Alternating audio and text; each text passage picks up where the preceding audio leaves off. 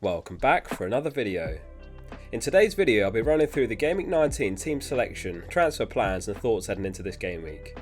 If you missed the top 100 managers video, make sure you give that a watch too, a link will be on screen at the end. Before we jump in, today's video is sponsored by Ultimate Fan, which is a free to play game on iOS and Android.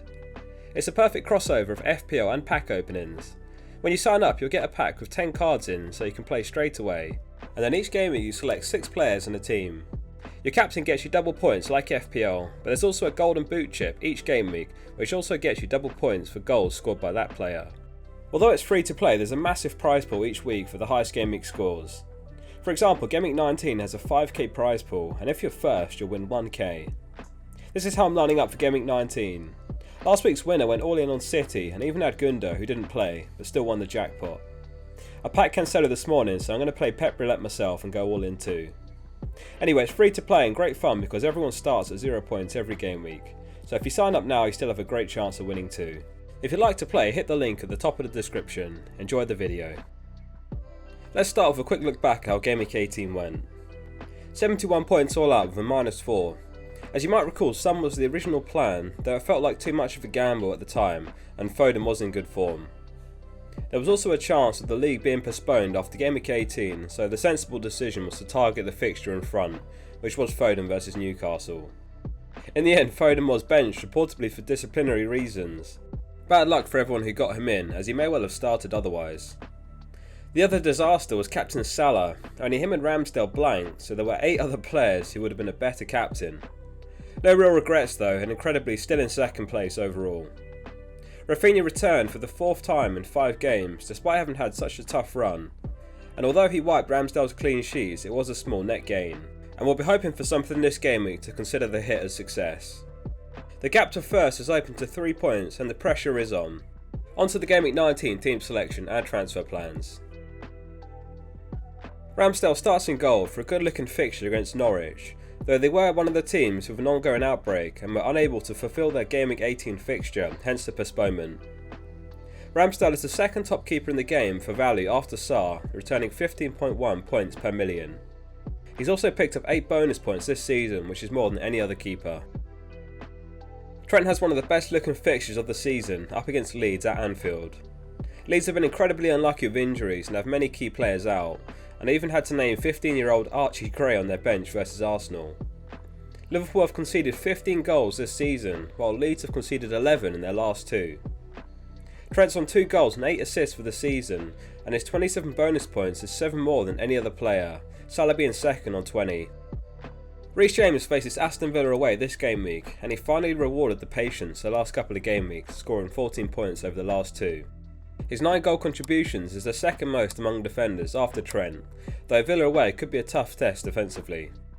Villa were another side whose Game Week 18 game was called off due to a COVID outbreak, so we'll keep a close eye on the news in the coming days. Cancelo marks his return from suspension with his biggest haul of the season, getting a goal, assist, clean sheet and 3 bonus against Newcastle. He's the 3rd top scoring player in the game after Salah and Trent, and now has 7 attacking returns and 10 clean sheets this season. He faces Leicester, who have been leaky all season and have just 2 clean sheets in total. Tuchel's been managing Alonso's minutes carefully, as he evidently doesn't trust Saul in left wing back after experimenting with it. He came off early against Everton, which banked the clean sheet, and he got the full 90 versus Wolves along with another clean sheet. He'll have a good rest before the trip to Villa, and you fully expect him to start again. He's not quite hit the heights we'd hoped for when we brought him in, though he's not done too poorly either, and against Wolves he got all 3 bonus for a 9-pointer. Salah gets the armband for the Leeds game. His 15-game streak of attacking returns finally came to an end versus Tottenham, though this is no reason to suddenly overlook him for perhaps the best fixture he'll have on paper this season. Over the last 4 game weeks, Leeds are worst in the league for expected goals conceded on 9.48 xGC, and no side have conceded more than their 48 attempts in the box, which is where Salah takes the majority of his shots. Diogo Jota scored for the 2nd game in a row last game week and now has 10 goals this season. Liverpool play again just 2 days after the Leeds game, so there will be inevitable rotation over the next 2. There's always a concern of him being benched with Firmino back and available for selection, but we'll be hoping this is not the game week, as it's hard to not see Liverpool putting a few past Leeds. Foden completes the midfield for the fixture against Leicester. As mentioned earlier, he was reportedly out clubbing with Grealish, so Pep punished the two of them by restricting them to the bench last game week. Hopefully he considers that enough punishment and puts him back into the starting 11 this week. He's one player who could make way in a couple of game weeks depending on how the double game weeks fall in January. Josh King has had his last 2 games postponed now, and Watford are another side who will likely get a double game week or 2 in January. His teammate Dennis was in the preliminary squad for Nigeria's African Cup of Nations, which is something to keep an eye on, especially considering the potential double game weeks on the horizon. He's done better than King recently, though King could be the go-to attacker in that Watford side for the January fixture run. Lacazette just barely repaid the hit last game week with his 5-pointer, and this week faces Norwich, who've had a minor resurgence under Smith, but still struggling overall. With Aubameyang reportedly outcast and training individually, he looks a fair option for the next game or 2, and he's played fairly well. Though his role is more suited towards the link-up play rather than Arsenal's finisher, and as a result other players like Martinelli have thrived. Antonio completes the starting 11 for a great looking game against Southampton, who are still missing their first and second choice goalkeeper. They've conceded 5 goals in the 2 games Caballero has started, and West Ham faced them at home on Boxing Day. There have been rumours of a couple of players getting COVID within the West Ham squad, which again is something we'll monitor in the coming days. On the bench it's Foster, Rafinha, Smith-Rowe and Livramento. We've got a bit of a benching headache this game week, but it's a good headache to have considering the unpredictability of the game weeks at the moment.